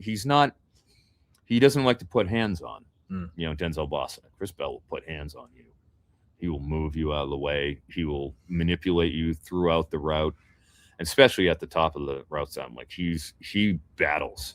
I love the frame. Like, he has acceleration that is way beyond his size. And I think that's something that I've seen translate. If you're going to have the bigger receivers, you have to have the ability to separate and maintain it and show that speed. He's fast. As long as the ACL comes along well, which is going to impede his ability to test, obviously, he won't be tested. Yeah, it won't test, yeah. But, man, I could see him by the time season runs around. ACLs are like Tommy John at this point, or running backs and wide receivers. Like, they all get them. Yeah, it usually works out, and then occasionally does not work out at all. Occasionally does not work it out at all. I hope it does, as long as it comes back healthy. Yeah. I just think from a long-term developmental perspective, he could develop into a true boundary weapon. Nice. Okay. So I like Chris Bell a lot. Anyone else from this second tier that jumps out? Antonio Williams. Okay. I have him as my wide receiver 7. All right. Over there at Clemson. Another guy, he played on the outside, played on the inside, was injured in 2024, comes back and is pretty damn awesome. Frankly, 6 yards after catch. Always, if you're not going to be winning on the boundary, as he's not a 6'4", stud like that, but still does well with contested targets, 17 to 32 over 2 years. Wins downfield, caught 5 of his 9 deep targets, rips up man, 2.64 yards per route, and counting 2024, 17 of 31 deep passes he has brought in. That's really good, especially when you got Cade Klubnik throwing the ball to you. Yeah. Also, to factor in with him, he sustained a hamstring injury after 4 routes into the LSU game, which is their first game this year. 4 routes. Blows a hamstring, sits out the rest of that game, sits out the rest of the next 2 games. So he was coming back from a hamstring injury after being out last season, still went and popped and had a great season. 75% catch rate. That's what we like to see in terms of consistency. So I look at him and I think he can win in multiple phases. And I think that he has the speed and receiving sort of savvy. Nice. To be in that top 10, to be able to be a factor, because he's right there. He's in that 5'11", 190, 195 range. That's where you want to be. So Malachi Fields has been moving up a little bit. Zachariah Branch has had like some first round buzz, or at least early second. Chris Brazel is kind of been really kind of sitting in that second round range this whole time. Thoughts on those guys? Malachi Fields, he's a product of the Senior Bowl stuff. He had that really nice adjustment on a downfield ball where he had to sort of like twist over and catch it. That's always tough to do. I worry about foot speed with him. He just feels a little clunky coming out of his breaks. He's almost, exclusively a downfield type weapon. Yeah. And he was great at that at Virginia. Don't get me wrong. Like he was pretty. That's how they used him. Is they were running him on the outside and letting him sort of create. I have concerns about his ability, and it's again with those big guys. Yeah. Can the big guys, separate? Can he take those long strides that he has and get out of that? He's not a tackle breaker, really. You want big guys to play with physicality. Like he tracks the ball extremely well downfield. You can't take that away from him. Hands are pretty good, but it's the suddenness, sinking the hips. It doesn't really win off the break in the second phase of the routes in the same way that you'd like to see. That's where I have concern about him is sinking the hips. He'll take some gather steps. When he's breaking off his routes, kind of tells, when you're looking at that. So I know he had a big Senior Bowl. He looked great over there. I was not there to watch all those routes or watch some of them, but having seen him in person a couple times and having, studied the big guys, you have to be careful with these big wide receivers. It feels like they bust more than the low ADOT, elusive, shifty types like Zachariah Branch, where 3.7 ADOT as discussed. He definitely had the extended handoff profile, but he really does. Like he really does, and the way he catches the ball too. He has a tendency to jump when he's going. He does the jump catch, like as opposed to keep your feet on the ground, hands and go, kind of jump and let that get in there. There, and it's like, oh, that's not good technique, right? But he's just so elusive. The missed tackles, being able to make guys miss, the acceleration, agility, that's really the profile. He's like him and Concepcion have a lot of similarities in that way, but Concepcion wins downfield more often. Right. You can run a more diverse route tree than we've seen from Branch, and you gotta factor in the fact that Branch got pushed right out of USC by Mekhi Lemon. They both came in together, and it was clear Mekhi is going to be the primary slot. Branch saw the writing on the wall, and he headed out. Who's the dude the Jets took in the third round? Corley?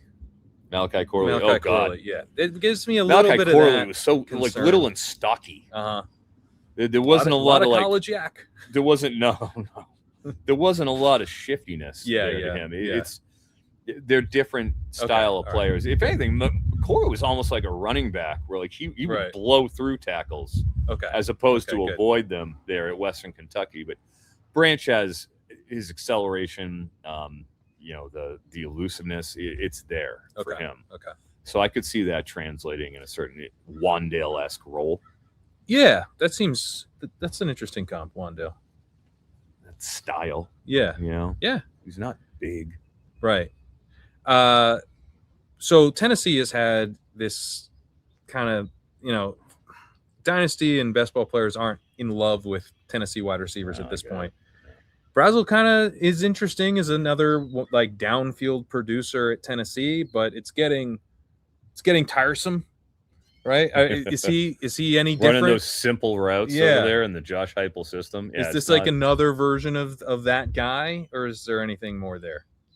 Yeah, well, I mean, he had such a come up this year. You forget his first. He was at Tulane, and then goes over to Tennessee and is fairly nondescript in 2024. Really didn't do much, but comes up this year. But there's concerns. One, like he's long and he's thin. Like you can get up in his kitchen when you're out there and press man. Two, 17.4% drop rate in 2024.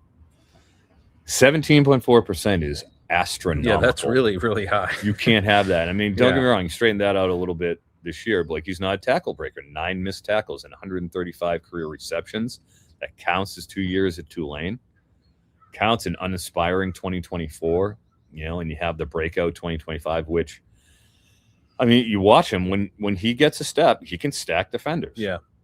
Those long legs. If he's in cruising speed and you're trying to meet up with him as a safety, 50-50, and you're trying to run downfield with him, that's a disadvantage. Yeah. That's a position you don't want to be in. But I feel like he's like that length. He ramps up quick, like he accelerates. Like I said, he can stack. But the full route tree, I question whether he can do all of it. But man, he can run. Yeah. He seems like a genuine downfield type of producer. That's really, it's almost like, if I had to go with it, he's got a son that's going into college this year, but he's got a little bit of Chris Henry to me, is what I see from back in the day. Yeah. Chris Henry, who was just, for the Bengals, taking the top off. Right. And he had a couple of nice downfield catches. Like, there's moments for Chris Brazel that you look at and you're like, all right, this guy has speed and he has some talent, not particularly physical. You want to see I like seeing big receivers like a guy like Drake London have a bully element to his game. Sure. Yeah. That's not throwing. London was just, you see him come out of college, he was just abusing. He's the power forward type of powerful, guy. Just ruthless. Yeah. When he's got the ball, like, all right, quick hitch, turn, and now you're squared up with me. Right. And you're in trouble because you're 5'10", 185. Right. And I got 40 pounds on you, and I'm going to shove your face in the dirt. Like, I like physicality out of my big guys, and I don't see that out of Brazel. His release, I think, could be better, but there's a world where I think it works out with him. With the athleticism and the speed and his ability to, track the ball, he's pretty good. I think you're hoping, if you're an NFL team, for that he's like MVS or like Alec Pierce or something like that, right? Where he's like doing, or totally. It's not so much with speed with Kayshon Boutte, but a similar sort of like, he's holding down an outside wide receiver spot and he's producing. He's actually drawing some targets downfield. Yeah. Not just like helping to open up the offense with just empty routes. It's just his lack of physicality and ability to break tackles is going to affect how much he can do. For sure. Because what are you going to do? Run hitches with him when he's not going to be able to escape? Right. He's all right, well, he's just going to get wrapped up. And what about Ted Hurst, who has like a similar kind of downfield speed thing going on? But he's actually like pretty big. When I watched him, I was like, he's probably like 195. He's like 218 or something. He's bigger than you think. He's big. He's so fast for his size. He's really fast, yeah. He is like deceptive. You don't realize it until you're watching him. And again, he's in a 50-50 situation where he's running downfield and somebody's got to track him and they're not touching him. There's no making up ground on him, honestly. He's fast. And he was like very productive, especially in the context of the Georgia State offense. He doesn't transfer. He's a weird prospect in like the modern NIL era where he didn't transfer. He could have transferred in 2025, I assume, and like made some money and been, at a bigger school. Plenty of buzz. What? didn't he? And does that concern you at all that he didn't? Because he was super productive this past year. If you look at like dominator rating and stuff. Well, sure, that's a 1-11 Georgia State team he was playing for. Had 3 quarterbacks out there, and all of them were trash. So why didn't he transfer? Like, it's an incredible question, especially and get more money. Get himself a little NIL bag, and probably get more money. I wonder, in the pros. Does Georgia State have any money to give out? I mean, I don't know. It's a good question when I'm there, and Ted Hurst is up at the podium, and be like, dude, what gives? What Georgia State? What, it was just that nice outside of Atlanta? I like Atlanta like as much as the next guy. Come on now. I'd be looking to get a bag, but a 10% career drop rate, 61% contested catch rate, right? So in the drops front, all right, that's 10% is worrisome. But you love to see him come up with the CTCs. For sure. You love the speed at his size. Like, there's only so many humans can move like that. Right. At his size. I mean, it's pretty incredible. He's pretty tall too, right? Oh yeah, he's tall. 6'3", 207 is what he was billed at. I think he might have even measured in higher than 207 at the Senior Bowl. But like in college, that's where he was at, was 207. Okay. But yeah, I mean, 22% of his targets were 20 yards downfield. That's a 1 out of every 4. That's a ton of downfield targets, of course. But you're right. 207. 207 is what he was built. 207 and 6'3", 2/8 was his height. 2/8, pretty up there. I mean, legit 6'3". So not 2/8. He could have had. I gave him an extra 10 pounds, but he's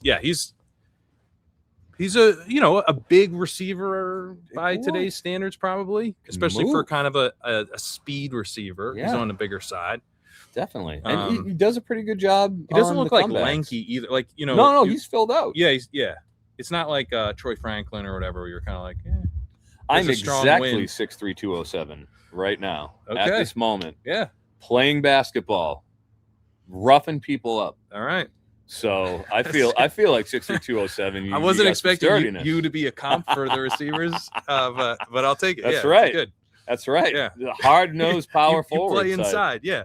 Damn right. 207. Trust me, I can. This shoulder, you'll feel that shoulder at 207 when I'm getting down. Some Drake there London the to your game. I hear. A lot of Drake London. A lot of Bill Laimbeer to my game. If you want to go down that Anthony Mason type.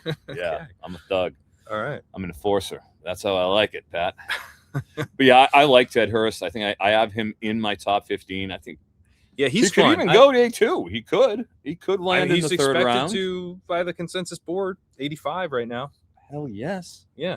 I think he will. I mean, he's as we talked about, he's like a bigger dude. He's gonna test well, I would be shocked if he didn't, especially at his size. Yeah, and then it's like one of the he strikes me as one of these guys where, just from following the film, like I get a sense, you kind of work through these prospects, right? It's like it's a process that takes time to go through all the film and kind of, especially guys who aren't like plugged in with college, but they're kind of more playing catch up.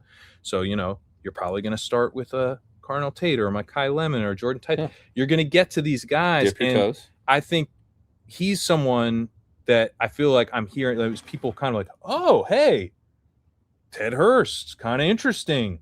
Wasn't expecting to see much out of this, Georgia State wide receiver, but at the Senior Bowl, he seemed to surprise some people in a nice way. So he's someone that I could actually see rising up the board as more film people get their eyes on him and kind of do the full deep dive on him. It seems like so far, I'm not going to be doing this, but it seems like he's impressed the people that are kind of doing the full dive. And statistically, he dominated an offense and is going to be really fast and hopefully goes day 2. That's something. And he's completely free. You can take him at the end of best ball drafts right now. I would assume he's probably very reasonable in terms of his costs. I would think in the dynasty realm, he's in the late 3rd round. He's like a kind of a priority 3rd round pick right now is what I would describe him as. Yeah. That makes a lot of sense. And I think you can make out with that. It's hard coming from Georgia State 1-11, Sun Belt, to really say, oh yeah, I'm taking Ted Hurst and I'm expecting him to be an every week starter type, but there's a role for him. Yeah, it's a specific type. It's the same type of profile we talked about with Brazel, where it's like, or Brazel, is it Brazel? Brazel. Yeah. The Brazzer. You dirty dogs out there. But, you know, that type of guy can be, especially in a best ball format, you know, you get a downfield burner who starts playing a lot down the stretch for free. And both guys are pretty close to free. So I'm intrigued by that. There's sort of an interesting thing going on with, like, you have your Zachariah Branches, you've got some of these underneath guys, and then you've got downfield burner types. Yeah, there's a blend in this class. There's a little bit of everything, you know, depending on your proclivities. Jacoby Lane, you mentioned you're best friends with. He's expected to go day 2, late day 2. He's another guy I think is kind of interesting. Is you know, a dart throw at the end of best ball drafts. Very draftable.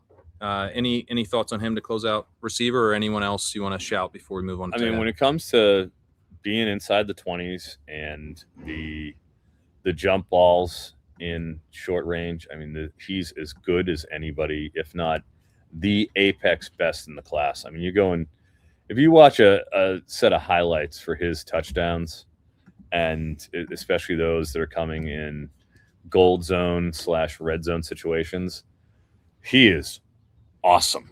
I mean, and the physicality, you know, we've talked about that before. He's on the bigger side. He's 6'4", 200, and he is not afraid to put his hands on you. And he is as good as it gets, winning at the top of the route stem, winning at the catch point in the late stage of the route.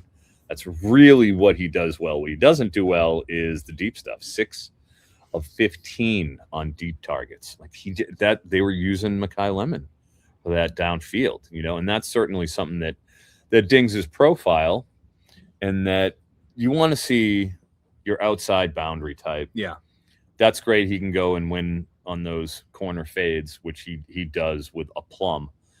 But you want to see him stacking people too. Because if you're on the outside, you're going to have to win you're going to have to beat people downfield, and you're going to have to stretch the field. Right. So, you know, the contested target's great. You know, he's got a 50% career contested target rate. He's good at the catch point. He's physical. Gets up, plucks the ball at its highest point. You know, he's good at manipulating defenders downfield. But the full route tree, he still needs a little bit of work on that. I mean, keep in mind, out of that class we talked about from USC, that, you know, 4 stars coming out of it, he was just a regular 3-star. Like, you didn't hear anything about him coming out of high school. And he didn't transfer. He was just a guy. Yeah. He made his bones, and where I was hearing about him is the people close to the program, where he was just killing people in practice. He's a self-made guy who arose out of a extremely deep wide receiver room, and he did it hard way. You know, he did it by toasting people day in and day out on the practice field. And, you know, you just heard about him. You heard the music, be like, yeah, well, Mekhi's awesome, but Jacoby, you know, and people knew what they had early on with them. Low 3-star, unheralded, you know, coming up, making his way out of that. There's something to be said for that too. Especially as like a 3rd-round pick. You want a guy. 3rd-round pick. Yeah. You could do a lot worse than that. Yeah. Especially in Dynasty League. Yeah, he's not. I haven't seen him going in the 2nd round in many of these. Yeah.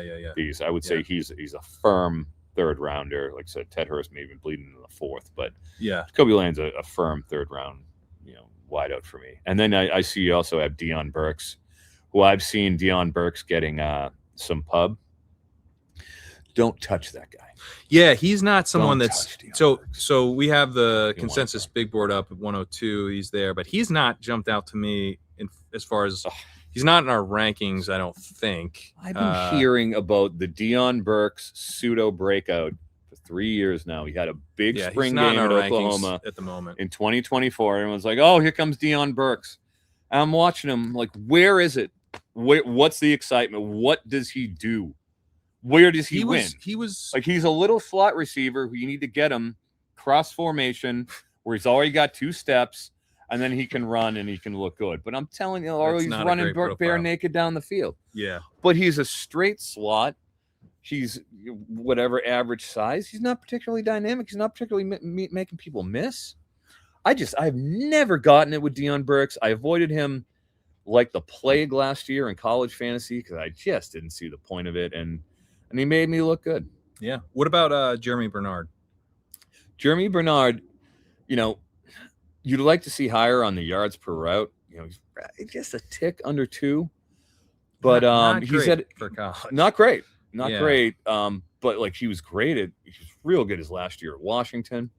You know, you got Ryan Williams over there as well for sure, yeah, for Alabama. That's You got serious Isaac target Horton. Yeah. He was the big target. Isaiah Horton looked great this year. He's now out. He's transferred out of there now, but it was a 3-man weave that they're running, so that kind of accounts for some of it. I feel like he's pretty damn smooth. He's pretty damn technical. Okay. Like you're running the intermediate stuff, the short stuff.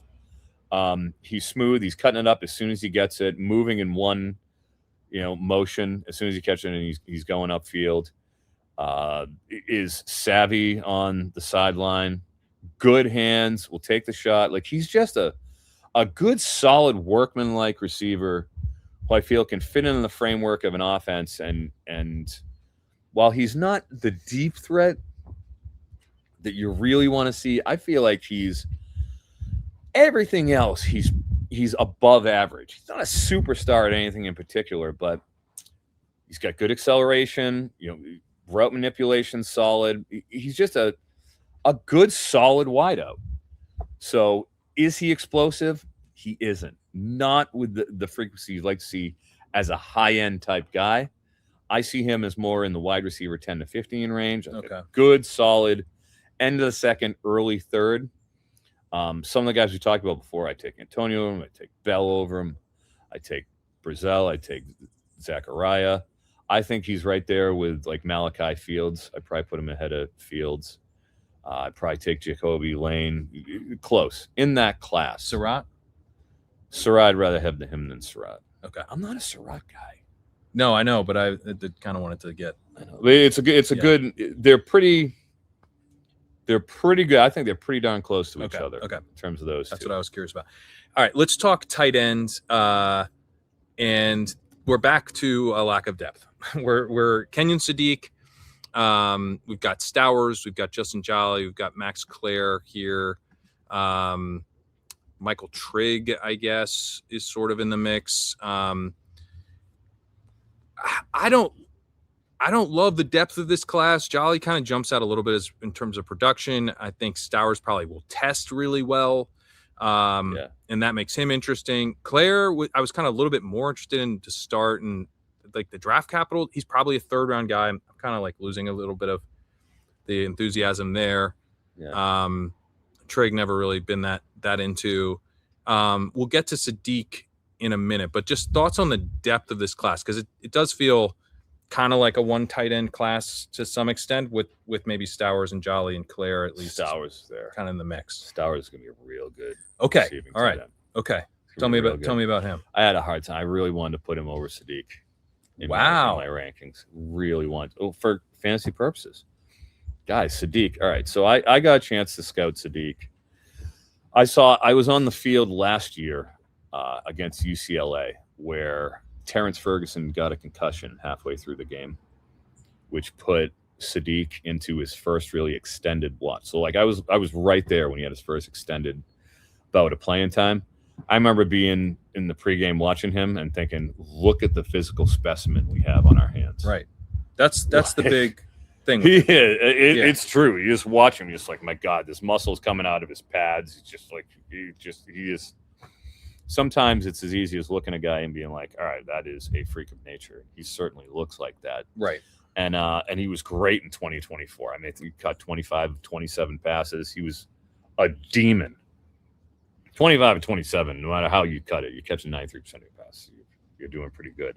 And there was big things expected this year, of course. And we thought he was going to be the one. Like, why wouldn't they give him the manufactured touches and, give him the Y option where you can go and beat guys down the seam? But what ended up happening is he became sort of the short area option. He wasn't stretching the field. And here's a good stat for you here, right? Out of his final 25 targets of the entire season. And I mean, my God, he only had 51 catches. So at his final 25 targets, only one of those targets came more than 7 yards downfield. Wow. I mean, that is a straight up outlet. Manufactured touch outlet guy. Yeah. Jamari Johnson, who is the tight end 2 over there, he was the best best pass catcher on that team for the second half of the season and in the playoff run. And went back to school, but he was someone that it sounded like the NFL was pretty interested in if he came out. You should be interested in him when he's throwing friggin' Sadiq in a locker. Yeah, that interests me. Yeah. Because he was winning downfield. He was hitting the big catches. He was running the seam. They used Jamari Johnson in that manner. When you're talking about a guy who's going in the top 10, like top 20 or so, and he's getting relegated to outlet guy in the second half of his final season in college, that's a concern. You're also looking at 10.5% drop rate. So like his intermediate, if you chart his intermediate, chart his deep targets, he wasn't that effective. And that's a concern. Look, I want to get as much as I possibly can out of my first round tight end. I mean, when you're talking about athletic projection, I want more production. You didn't have to project anything with Brock Bowers. You could see it. No. It was there. So I talked to with the receivers, I come into the class. I'm like, okay, I've heard some things, excited to dig in more. Sadiq, I was like, what the hell? Yeah. I you thought expect I everything. You expect God. Yeah. He really wasn't very productive. It's the truth. I mean, it's just the truth. That 2024 where he's getting secondary looks behind Ferguson, and he gets come in there and look like the hero. Yeah. Wasn't the same. Wasn't the same, especially in the big games. He's just disappearing. You can't have that. Yeah. And when you have the other guy literally taking over your role as the big play tight end, I can't help but be concerned. I have them way closer than I think people understand from a production standpoint in the NFL. Because Stowers, man, you got to remember with him. He's going to test well too, right? He's damn right he will. Yeah. So, I mean, he's 235, but he was a good blocker. Right. He's the highest graded blocker by SIS out of this class. Yeah. And with Stowers, you got to remember, he was a QB. He was a Texas A&M QB recruit. Then went to New Mexico State, right, where he did the position switch. Yeah. You know who the New Mexico State QB was? No. Diego Pavia. Who then, they both go over together. They're best friends. They go to Vanderbilt. Is that a good thing? With Mr. Pavia, from what I've heard with some of my friends from New Mexico, possibly not. I'm just going to leave it at that. I've heard some things. You just uncovered a red flag. Maybe not. Yeah. Maybe not. But yeah, he's forget about the height. But yeah, he was tight with Pavia. He's sort of the guy who kind of you heard him after I'll say maybe the Alabama game where he was starting to get a little bit of a big head. He's like, yeah, Eli pulled me aside. He's like, I'm losing some of your humility. We have to stay humble if we're going to be doing this. So that pep talk really paid off. I was going to say, he is the Pavia whisperer over there in that Vanderbilt locker room, and that's an important role. Yeah. Okay. So with that all being said, they both went to New Mexico State together, and they linked up and were just boom. Yeah. He came out and was awesome. Contested catch rate wasn't ideal. You want to see more than 41% out of a tight end. But, man, it's 71% career slot rate. He's out in the slot all the time. When they need him to block, yeah, he can block. But, man, out there throwing up 3.1 yards per route against zone in the SEC, talk to me. Yeah, all right. Zone is zone. Right. That's what they're here to do. There's a lot of zone. A lot of zone. A 36% missed tackle forced rate. Awesome. Pretty good. I want my tight ends. I want them chewing off these little guys coming over to tackle. And we're seeing the NFL move to more of these multiple tight end sets where, definitely you're the guy who's going to be playing in the slot and you can block. This is kind of the Harold Fannin thing. Look, he can block. Is he going to be blocking well against TJ Watt or whatever? No, he's not. But he's not going to be tasked with that. He's going to chip. Yeah, he's going to chip. Or he's going to be taking on the run plays. And, he's cracking back against the linebacker. All right, he can handle the linebacker. Totally. He can do that. Yeah. So that's a profile that's, I think, becoming like increasingly interesting. Absolutely. Especially if you do have the ability to block. If you're a guy that like is essentially a big slot receiver in a bad way, that can be a concern. But although, having said that, Oronde Gadsden comes out and is perfect, super productive, is truly just kind of a big wide receiver with tight end eligibility. So this profile, we're all scarred if you've been playing Dynasty a while from like Ladarius Green, but I feel like there's a little bit more to this profile now with the NFL using more tight ends than they used to. Absolutely, and running more, and that's the case in college as well. Right.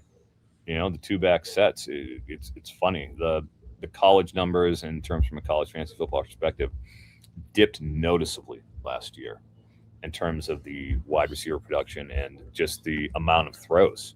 Yeah. So those guys became a lot more important, the tight ends, because that's at both levels you're seeing that permeate. And I think Stowers is made for that game. So we've been taking a bunch of Stowers. We've got him way ahead of ADP, like 30 picks ahead of ADP. Good. Sadiq, though, we're high on too. It sounds like you're just not into Sadiq at like 120, which is where we have him at 126. I saw him. He might go first round, or he's expected to go. He's going to go first round, probably. It would be tough to get past Denver, I would think, with their tight end situation. The Joker roll. We'll finally get it. It'd be a lot of fun to watch that. Yeah. But I mean, the beauty of the tight end position, and we saw it, like you said, with Gadsden and Fannin. And I mean, I think you probably see Ferguson this year, really emerge. You could find tight ends down the board. You can find them. Jake Ferguson, another example. Yeah. Like look how far down he was. Dalton Schultz. All these, you're getting good tight ends. Yeah. That weren't exactly heralded guys. Yeah. Look at Hunter Henry. He was a TE9 this year. Well, I mean, Fannin went in the third round. Fannin went in the third round because his feet point slightly out. Yeah, dude, he was so good at Bowling Green. It's crazy. He's the most productive college tight end of all time. Good. It's like, it runs a little weird. It's like, do you need a 40 time for an offensive lineman? Well, how do you run as Harold Fannin? Didn't have any problems. No, didn't have any problems at all. And they needed him. Good God, did they need him as a safety outlet. But I mean, that's the beauty of the tight end position is I'm always wanting to go and look in the third round of the Dynasty rookie drafts as opposed to, the high end first rounds, because you can find them. Murph, we can find them, buddy. Yeah, you know what I'm talking about. Got Murph here. He's excited. He wants to be on camera. Yeah. Sadiq, I'm interested in just for the draft capital. I think he's a worse prospect than Tyler Warren last year. He's a worse prospect than Colson Loveland. Definitely. It's not even close. But you're getting good draft capital, in the double-digit rounds of best ball. So I'm actually somewhat interested in him at best ball, but well, they're out there so much, like you said. They're playing so much 12 personnel. Right, exactly. All right. That's what you want to do. But Murphy's actually on the right track here. We gotta wrap it up here. Murphy's giving us our signal. Murphy's giving us the signal that it's over. Appreciate all the wisdom here. I'm excited for the combine, and you'll be keeping the people informed from being there in person, I assume. Yeah, absolutely. I'll be looking at the combine props. Look, Murph is like, dude, I want the combine props. Give me the combine props. So the fact that you guys are already getting a little jump on that with over 4.5 seconds on Jonah Coleman. And if anything, you'd be biased to the under. So this is a if anything, I am the Jonah Coleman guy, and I'm looking at that saying, good luck getting under 4.5. Good luck. I also say Kenyon Sadiq is at 4.51. We just seen. All right, dude, the guy's 245 pounds. That's all right. Maybe he does it. He could do it. Maybe he does it. But man, if you're not getting the seam work at your own college, being that freaky, are you running a 4.5 flat? Yeah, at 245 pounds. I don't know. Maybe not. I'm gonna go over. So if you guys want to pair those on underdog, I would say go out there and get Jonah Coleman over 4.5, Sadiq over 4.51. Okay. We'll close it there. Thanks so much. And we'll be back with some more content on the rookie class. Gonna be talking with Davis Maddock and Jacob Sanderson on some dynasty. My doppelganger, Jacob Sanderson. It's your doppelganger. Yeah, everybody thinks every time they put something up, they're like, is that Jacob Sanderson? Bro, I am way more ripped than Jacob Sanderson. I saw him out there in his, he had a shirt off pic out there. Yeah, the surfboard. I was like, oh, Jacob Sanderson's got a lot of push-ups to do to get to me. Long way to go. I don't even know. He seems like a nice guy. The people are calling you San Diego Sanderson. San Diego Sanderson. I love it. I love it. Hopefully we get to meet someday at the Fantasy Football Expo or something He might get on the wrong flight and end up here. Dude, if he goes to the Fantasy Football Expo, I am demanding that we have home run derby time. You know, the Froton Sanderson. Yes. The clash has to happen in some very lighthearted format, of course, because I have nothing against Jacob. I think you guys would get along great. I think, of course, we would. You kind of be eyeing each other up like a little like, and then Jerry Neuheisel walks in, and it's like, my God, they're all three of them are in the same place. JD Piquel from On 3, bring him in too. It's like the four of us all get mistaken for each other. I don't even know if Jacob is in tune with the college world, but those are he is. He's a big college guy, big Debbie guy. Good. Yeah. Good. All right. That's excellent. So he knows Jerry Neuheisel then. He knows the hair. Yeah. He knows JD Piquel, a fellow blonde. Yeah. We're all good. All right. We'll see you guys later. Good luck in any early rookie drafts you're doing, and good luck in the best ball streets. See you soon.